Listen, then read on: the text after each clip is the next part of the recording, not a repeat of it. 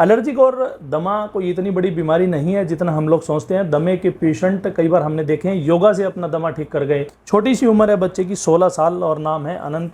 और ये पिछले 5 साल से दमे और एलर्जी से काफ़ी ज़्यादा परेशान थे। जब ये छोटा सा था तब से इनको निमोनिया हुआ था और उसके बाद से बच्चे को समस्या आ रही है। लेकिन जब हमने हिस्ट्री इनकी लिखी थी तब 5 साल से ज़्यादा तकलीफ सामने आ रही थी। तो जैसा कि ये बता रहे हैं उसके बाद में हमने इनको ट्रीटमेंट दिया था। करीब कितनी थेरेपी हो चुकी है आपकी? हो गई जी 14 थेरेपी हो गया। और 14 थेरेपी में कितने % आपका बच्चा ठीक हो गया है? 14 थेरेपी में जी जो मेन प्रॉब्लम इसकी आंखों की खुजली, नाक बहना, छींक आना, हाँ हाँ, और गले में खराश, चिपचिपापन, वो अब मेरे हिसाब से 0 है। जो मैं इसकी कंडीशन मेरे साथ ही है 14 दिन से मैं देख रहा हूँ, तो 0 है। क्या क्या लक्षण आ रहे थे बच्चे में? लक्षण आंखों में खुजली, नाक बहना, हाँ छींक, जरा ठंडा गर्म होते के साथ ही दिक्कत बढ़नी चालू हो जाती है। हाँ हाँ, गले में टाइम चिपचिपापन, ठीक है। तो वो अब नहीं रहे। थोड़ा गले में चिपचिपाहट सी है, बाकी आंखों में और नाक बहने में कोई दिक्कत नहीं। कोई दिक्कत नहीं है। जिस तरह बच्चे ने बताया गले में खराश, आंखों में ललाई, बेटा आपको? गले में खराश है, उसमें तो आराम हो गया। हाँ, और आंखों की कोई दिक्कत नहीं है, ना ही नाक बहता, क्योंकि 2-3 दिन से बारिश हो रही है तो उसमें दिक्कत बन जाती थी, लेकिन अब कोई दिक्कत नहीं है। अब कोई दिक्कत नहीं। सांस फूलना, छाती में भारीपन, जकड़न? उसमें भी पहले से बहुत अच्छा रहा है। बहुत अच्छा आराम है। तो लगभग आपने कितनी जगह दिखाया होगा डॉक्टरों को? डॉक्टर तो जी मैं कोई छोड़ा ही नहीं। दिल्ली, देहरादून, ऋषिकेश, मुजफ्फरनगर, मेरठ, एलोपैथिक, होम्योपैथिक, आयुर्वेदिक सब तो ही दिखाया। सबको दिखाया हाँ जी, आपने? सबको। देहरादून में लगभग कितने डॉक्टरों को दिखाया होगा आपने? देहरादून में एक डॉक्टर देहरादून दिखाया, ऋषिकेश एम्स में दिखाया। ठीक है। तो आपकी वीडियो देखी थी मैंने फेसबुक करीब 6 महीने पहले। तो उसके बाद में फिर अब मैं सोचा, मैं कहा चलो भाई अब बच्चे की लाइफ का सवाल है आगे, जहाँ इतना करा तो एक चांस वहाँ भी लेकर देख लूँ। तो यहाँ का चांस रहा कि मेरा सफल हो गया। क्योंकि आपके बच्चे के अंदर जो सिम्टम थे, छोटी उम्र है 16 साल, हाँ जी। और जैसा बच्चे ने बताया कि ये जब थोड़ा सा भी चलता भागता है तो इसको सांस फूलने लगता है। हाँ जी, दबाव, छाती में दबाव का जो बना है वो दिक्कत। ऐसा तब होता है जब आपके फेफड़े कमज़ोर हो जाते हैं और अच्छी तरह एक्सपेंड नहीं हो पाते, खुल के सांस नहीं ले पाते, जिस कारण आपकी बॉडी में धीरे धीरे सांस फूलने लगता है और आपकी छाती में भारीपन, जकड़न आपको महसूस होने लगती है और सांस फूलने लगेगा तब बॉडी के अंदर ऑक्सीजन कम होगी। बचपन से अब तक 6-7 महीने का नमूनिया हुआ था। उसके बाद मैं डॉक्टर कहीं दिखा रहा हूँ, इनहेलर विधि, इस भाप वगैरह सारा कुछ सिस्टम चलता ही रहता था। इसका सर्दी में तो, मौसम चेंज में तो बहुत ज़्यादा दिक्कत थी। अब इस 14 दिन के ट्रीटमेंट में ना तो कोई इंजेक्शन, ना कोई गोली, ना कोई दवाई, कोई चीज़ नहीं दी गई। और मैं थैंकफुल हूँ डॉक्टर साहब का कि आज मेरा बच्चा ठीक है, सिर्फ 14 दिन। क्या क्या थेरेपी चली है वो भी इनको बता दीजिए, कैसे ट्रीटमेंट हुआ है? क्योंकि थेरेपी चली जी, एक तो एक्यूपंक्चर जो सुई के द्वारा इलाज होता है, और एक मैग्नेट थेरेपी जो ये चुंबक जिस टाइप से इसको लगी हुई है, ये कुछ तो यहाँ लग के चली जाती है। अब निशान लगा दिए तो ये रात में लगा देंगे और सुबह उतार देंगे। सिर्फ इतना ही काम है, इसमें काम करने में कोई दिक्कत नहीं। अपना पढ़ाई का काम अच्छे करता है, सारा कुछ है, घूमना फिरना किसी चीज़ में कोई समस्या नहीं है। कोई समस्या नहीं है बच्चे को। तो आपने जब अलग अलग डॉक्टर को दिखाया होगा तो उनका क्या ओपिनियन था? क्योंकि ज़्यादातर देखिए हमारे दोस्त भी डॉक्टर हैं, वो भी ये बोलते हैं यार ये बीमारी तो कभी ख़त्म ही नहीं हो सकती। तो आपको भी ऐसे किसी ने बोला होगा? जी, ये तो सर सारा कुछ था। डॉक्टर साहब जितने भी डॉक्टर्स को दिखा देते उनका ये था कि भाई इतनी सी उम्र में बच्चे का हो गया तो बच्चे का मोरल डाउन होता था। हाँ। और साथ में हमें भी टेंशन, भाई इस उम्र में खेलने कूदने की उम्र है, इसे वेट लिफ्टिंग का शौक़ है, दौड़ लगाने का शौक़ है, सारा कुछ करने का शौक़ है, लेकिन वो कर नहीं पाता था। तो बस वही थी, मैं कहा भाई पता नहीं बच्चा शौक़ पूरे कर पाओगा या नहीं कर पाओगा, लेकिन आपके ट्रीटमेंट से अब मुझे लगता है कि ये अपना सारा शौक़ पूरा करेगा और अच्छा हेल्दी जीवन जिएगा। इससे पहले आपने कभी एक्यूपंक्चर और मैग्नेट थेरेपी के बारे में सुना हो? सुना तो जी, बस सुना तो था। एक हमारे यहाँ शामली में भी था काफ़ी पहले, वहाँ सुना था। बाकी आपका फेसबुक पे देखा था प्रोग्राम, तो उसको देखने के बाद मैं थोड़ा बिलीव हुआ, मैं विश्वास करके लेकर आया हूँ, विश्वास मेरा पूरा हो। ऐसा लगता है कि ऐसे मैग्नेट थेरेपी करने से या ऐसे चुंबक चिपकाने से पेशेंट ठीक हो सकता है? बिल्कुल सामने है जी मेरे रिजल्ट। इससे पहले क्या था मन में? इससे पहले तो चांस था डॉक्टर साहब के, भाई चलो चांस लेके देख लेता हूँ, जांच ना करके। हाँ, देखिए ऐसे बहुत सारे लोग हैं जो आयुर्वेद और मैग्नेट थेरेपी, एक्यूपंक्चर जैसी जगह पे चांस लेते हैं और उनकी बीमारियां ठीक हो जाती है।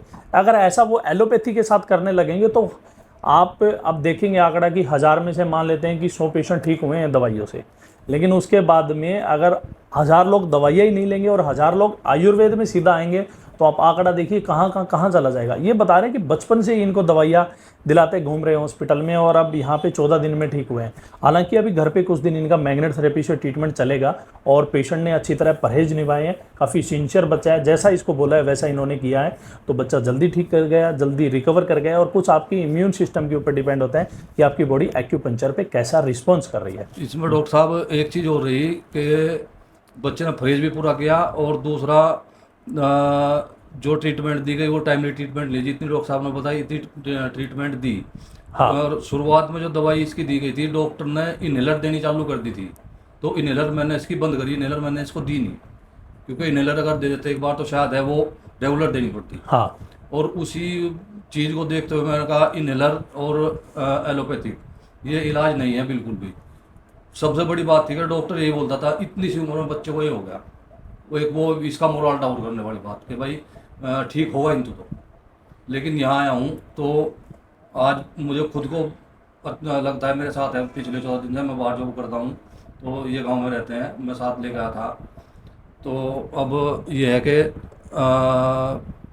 बस लगभग पूरा ही आराम है मेरे हिसाब से। वो छींक, आँख में खुजली, नाक बहना, गले में खराश आज के टाइम में कुछ नहीं है। आपको ट्रीटमेंट कैसा लगा? ट्रीटमेंट थैंकफुल टू डॉक्टर साहब, बहुत बहुत धन्यवाद आपका और मेरे बच्चे की लाइफ बढ़ाने के लिए। भविष्य में कभी ये कुछ बने तो आपके आगे पैर छुए। और ना ऐसी कोई बात नहीं है, करने वाला ऊपर वाला है, डॉक्टर तो एक सिर्फ माध्यम है। हमें ऊपर वाले का धन्यवाद करना चाहिए कि उन्होंने ऐसी सृष्टि रच रखी है, आयुर्वेद को इतना सक्षम बनाया है कि गंभीर से गंभीर लोग यहाँ पे आकर ठीक हो जाते हैं। और मैं एक चीज़ और बताऊँ, मैं गांव मेरा छोटा, जिला शामली, यूपी से बिलोंग करता हूँ। यहाँ सिरसा में मैं जॉब करता हूँ, तो बच्चा भी मेरा डेली 100 किलोमीटर अप डाउन करता है ट्रीटमेंट कराने के लिए। बिल्कुल करता तो जितना भी मैंने किया उसका मुझे रिजल्ट मिला है, बिल्कुल 100% रिजल्ट मिला। अगर हम बात करें छोटे उम्र के बच्चों की तो जेनेटिक होती है, उनकी कोई ना कोई फैमिली हिस्ट्री होती है, ऐसे बच्चों को तकलीफ़ होती है। लेकिन कई बार ऐसा होता है कि उनके माँ बाप और दादा दादी, नाना नानी, किसी को कोई तकलीफ़ नहीं है, कोई फैमिली हिस्ट्री नहीं है, उसके बाद उनको छोटी उम्र में तकलीफ़ होने लगती है। ऐसा क्यों होता है, इसके ऊपर भी हम आपको बताएंगे कभी बनाकर एक वीडियो। लेकिन अगर आपके बच्चे को भी इस तरह की कोई समस्या है तो सबसे पहले उनकी ठंडी चीज़ें और खटाई, जिस तरह की लस्सी, दही, अचार, नींबू, संतरा, किन्नू, इस तरह की चीज़ें बंद कराएं। अगर बच्चे को सांस फूलने की, सांस लेने की या फिर छाती में भारीपन, जकड़न, कोई इस तरह की तकलीफ़ हो रही है तो बच्चे को तुरंत घी छुड़वाएं और उसके साथ में कोई भी अगर ऑयली, स्पाइसी, जंक फूड या फास्ट फूड खा रहा है तो उसको अवॉइड करें, सादा खाना खिलाएं।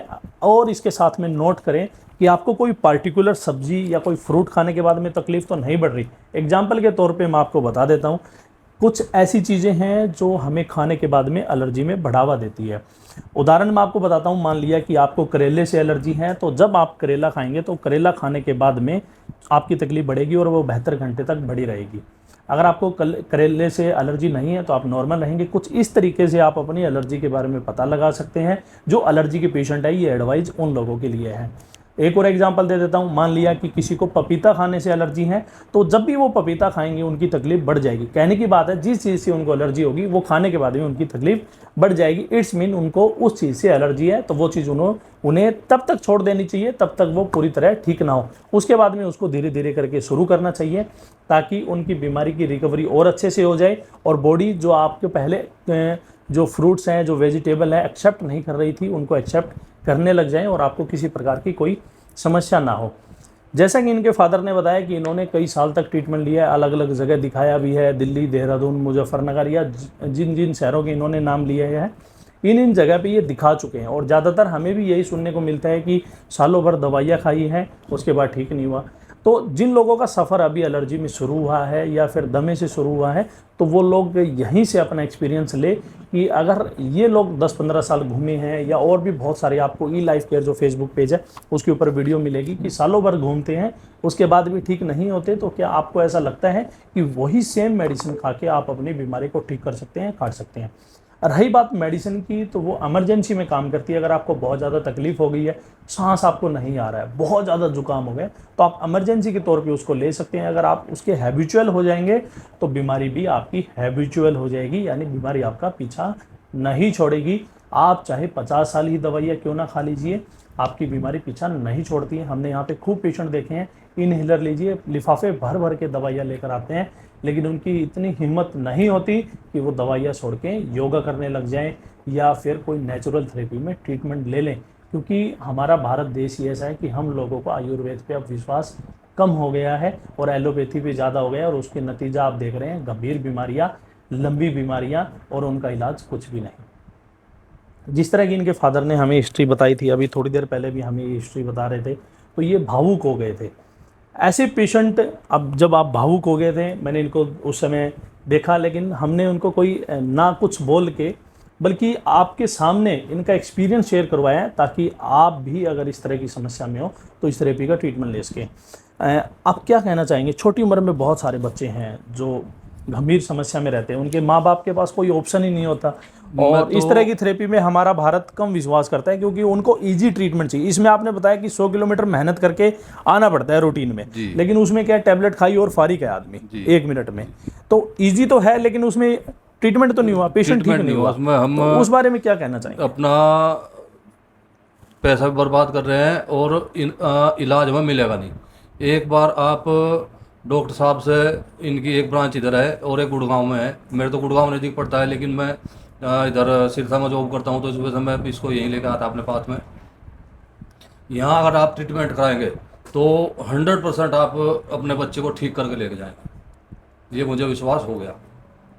क्योंकि मैं पिछले 14 साल से मैं जानता हूँ कितना दुख मुझे था मेरे बच्चे के वजह से। रात में नाक ऐसे तरह से बंद होती थी कि सांस आना बंद हो जाता था इसमें, और दवाई अगर देते थे तो नाक बहने लगी, दवाई दी तो नाक बंद हो जाती, फिर सांस की दिक्कत बनती थी। जुकाम होता था तो चीखता ही रहता था, बोलता था पापा दवाई नहीं लूँगा, फिर नाक बंद होगा, फिर दिक्कत बनेगी।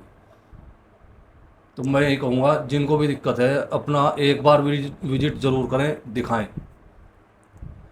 करने वाला ऊपर वाला है, डॉक्टर एक सिर्फ माध्यम है। अगर आपको भी कोई एलर्जी की समस्या है या पेन रिलेटेड कोई समस्या है, या आपको गठिया है, अर्थराइटिस है, घुटनों का गैप कम हो गया, ग्रीस कम हो गया, तो आप नेचुरल थेरेपी से अपनी बीमारी को ठीक कर सकते हैं। उसके लिए आपके पास बहुत सारे ऑप्शन ओपन हो जाते हैं, लेकिन आप सिर्फ मन में ये लगाइए या ये बिठाइए कि आपको मेडिसिन नहीं खानी है। ये छोटा सा बच्चा है, और शायद ही ऐसे बहुत सारे 6-7 महीने में एक पेशेंट ऐसा होता है जो खुद से ये बोलता है, छोटी उम्र में, इंटेलिजेंट, कि मैं दवाइयाँ नहीं खाऊंगा। उसको इंटेलिजेंस ही बोलते हैं, क्योंकि स्टेरॉयड तो बहुत सारे लोग ले ही रहे हैं ऑलरेडी। हम लोग देखते हैं, अगर उसकी 40 साल भी उम्र है, चाहे वो मेडिकल फील्ड से ही क्यों ना हो, उसने चाहे जितनी मर्जी पढ़ाई की हो, लेकिन हमने ज़्यादातर देखा है कि वो मेडिसिन ही लेता है, और उसको ये पता है कि इस मेडिसिन से ठीक ही नहीं होना। उसके बावजूद ऐसे बहुत सारे कम लोग मिलते हैं कि जिनको ये पता है मेडिसिन से ठीक नहीं होना, और उसके बावजूद वो मेडिसिन नहीं लेते। इसने ली नहीं दवाई, डॉक्टर साहब दवाई का मना कर देता था बिल्कुल। अब तो ये हो गया था कि दवाई खा के थक चुका था ये भी, और हम भी दिखा के थक चुके थे। ये सच्चाई है, और ऐसी बहुत सारी बीमारियों की सच्चाई है। तो अगर आप भी लंबे समय से दवाइयाँ खा रहे हैं तो SMT क्लिनिक में आके अपना ट्रीटमेंट ले सकते हैं। मिलते हैं किसी नेक्स्ट वीडियो में नई जानकारी के साथ, तब तक के लिए धन्यवाद।